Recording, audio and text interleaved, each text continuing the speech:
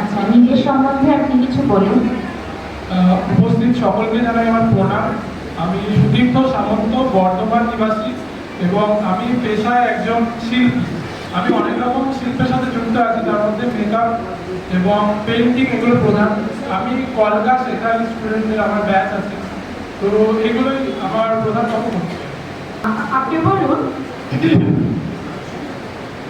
এই যে ভাদ্র মাসের কৃষ্ণপক্ষ যেটা আছে, অমাবস্যার আগে 15 দিন, এটা কি বলুন? ভাদ্র মাসের অমাবস্যা যেটা হচ্ছে তারপরে যে 15 দিন, এটা পিতৃপক্ষ বলা হচ্ছে। আর দেবপক্ষ কি? দেবীপক্ষ হচ্ছে মহালয়ার পর থেকে আমাদের যে পক্ষটি শুরু হচ্ছে, মানে মহালয়া এমন একটা তিথি যেখানে আমাদের পিতৃপক্ষের অবসান হয় এবং নতুন পক্ষ মানে দেবীপক্ষের সূচনা হয়। সেই দিন আমরা পিতৃপুরুষের উদ্দেশ্যে তর্পণ করি।